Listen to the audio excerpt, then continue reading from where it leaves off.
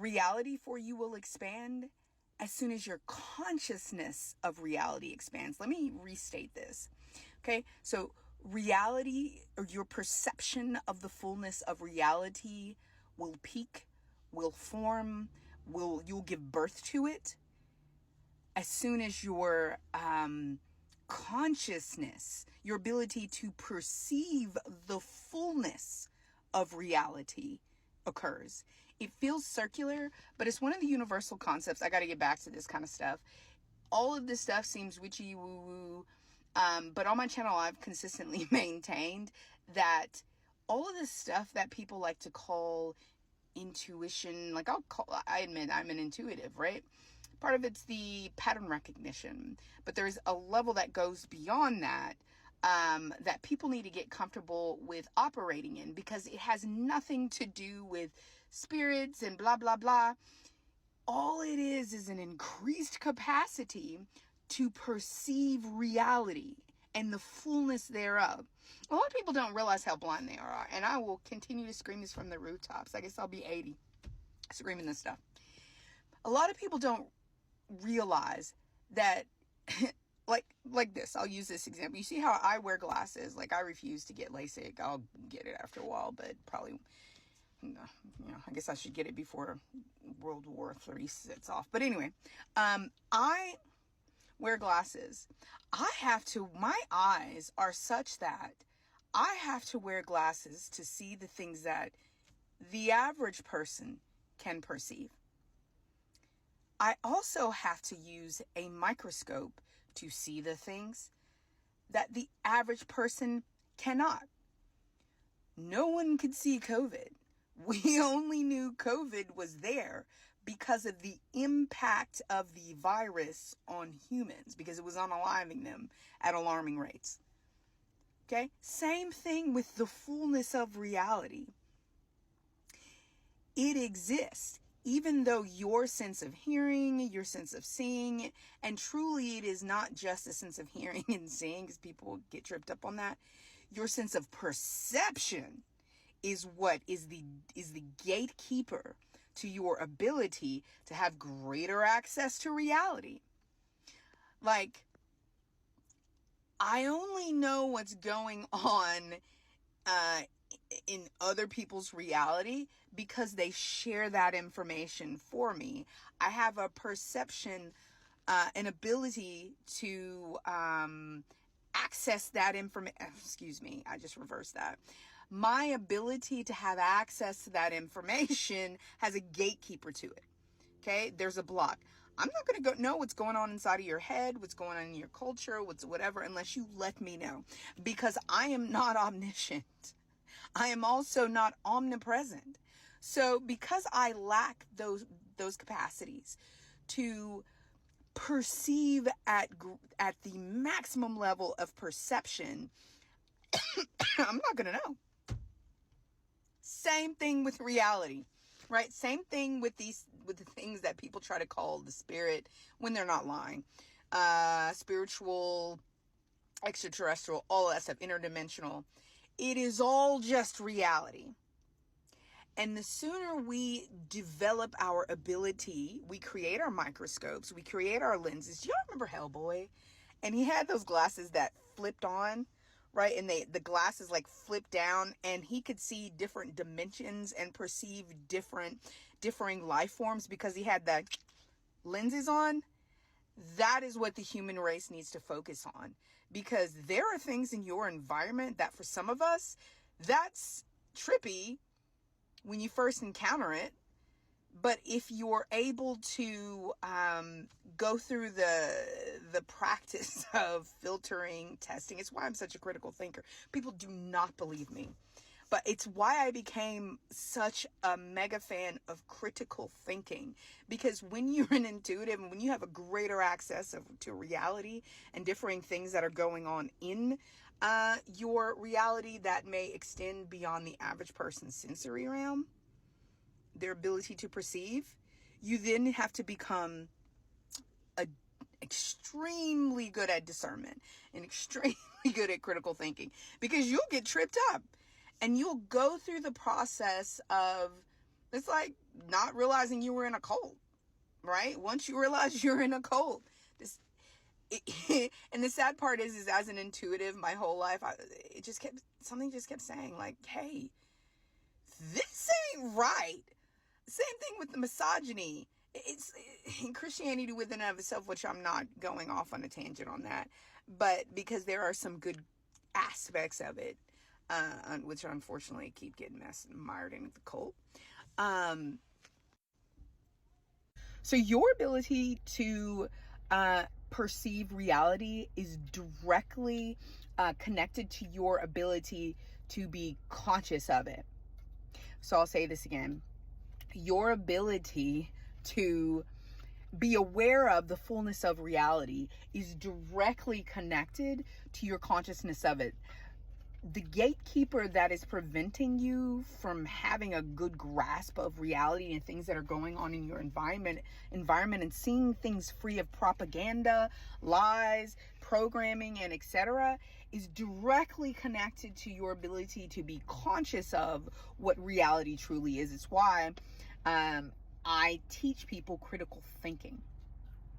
And it is why I ask people not to abandon their intuition, because it is truly what is killing people's ability to perceive. Your ability to perceive is directly connected to your, not just your five senses, right? And that's a conversation that is an adult level conversation that I'll have more with you guys. But I really needed you to get this information down, because I just put out some content on conservatism and why it is the death knell in most people's coffin. It is the thing that keeps them from moving forward. See, conservatism creates an artificial plumb line at which certain people have decided that things are good, okay, this is what we know, this is who we are, this is how we're going to conduct ourselves, and this is how things should be. And it's at that growth level at which they have decided that's it. And that's why I'm telling you all that that's so incredibly dangerous to be conservative, to be fundamentalist.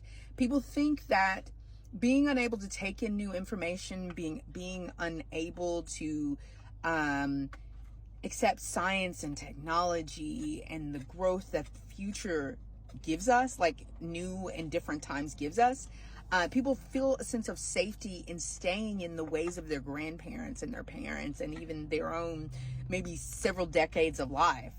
But the truth is that you become the dinosaur that gets stuck in the tar pit. And you die because you were stuck in that tar pit. You can't get food. You can't get the water you need. And so you die. And that's what conservatism does to you. So you can stick with it and you can continue on. But conservatism will be the death knell in your coffin. You've got to be able to grow and change with life and to adapt, to be not just neurally dexterous, plastic, but truly you have to use the sponge analogy and apply that to yourself, because in the end you will find that if you're unable to take in new information and to change and to adapt and to be different from your parents and to be willing to engage with the information and the revelations of your time, you're not going to survive it. Some people will, and they'll convince you to get on board, right? Because their inability to change or to take in new information has served them. But it could kill you. Yeah, it's why you have so many people refusing to be awake and aware of the damage that Donald Trump has done. Man is he's relentlessly crooked. And people are still trying to give him money to buy him out of his crookedness, to pay off his litigation fees. And they're willing to do it because they hold on to the false hope that they can be just as mediocre and crooked and still do well in life. But the problem is they become like the dinosaur in the tar pit and they die because they're stuck. So again, your ability to experience and to perceive the fullness of reality is directly connected to your ability to be conscious of it. If you refuse to be conscious of the fullness of reality, and you want to be like that dinosaur in that tar pit, or those people in the proverbial cave staring at the shadows on the wall, you can stay there. And you will be there for all of the rest of your short life as you hurry up and die. And short, quite frankly, whether you are 80 or 90.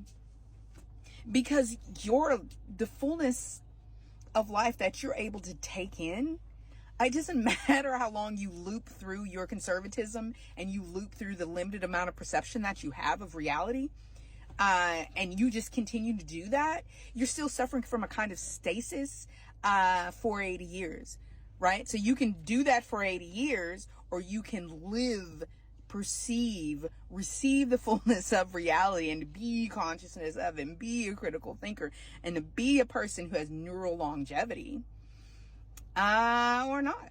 And you can tell yourself, well, I'm 80 years old and this has always worked for me, and this will work for you, so you just need to be a conservative because this is the way I made it in the world.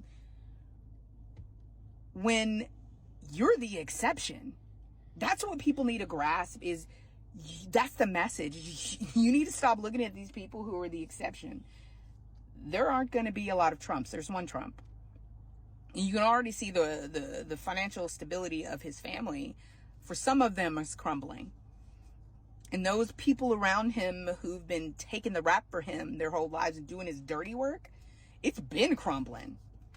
People have been going to jail. People will still yet go to jail. There will still yet be things that are uncovered that people are going to be responsible for. So that's why I encourage you to stop it. Stop it. Stop it. So that you can be released to live and not stuck in that tar pit with everybody else. Same thing with the environment. You want to keep going because, you want to help billionaires make more money through oppressing people, poisoning your habitat? Keep going. It'll be perpetually on fire and it'll be too late.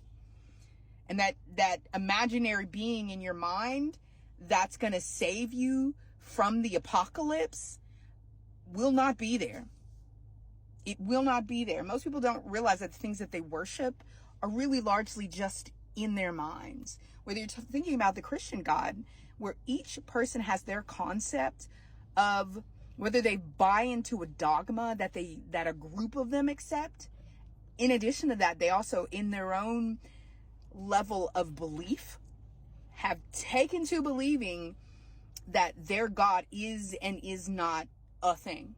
And when they go through that process of God formation, that God who they will worship and the God who they believe exists, they create a God. And they create an imaginary being, an imaginary version of something that may or may not exist, and they create it. And it exists as an egregore. It exists as a product of their imagination, and it truly, their faith forms the substance of that God in its very existence. And that God does exist by faith, but not in reality. That's why, and I'm not arguing whether there is a God or there is not a God. I'm an intuitive. There are things that exist that y'all don't even have concept of, and would be unwilling to know about.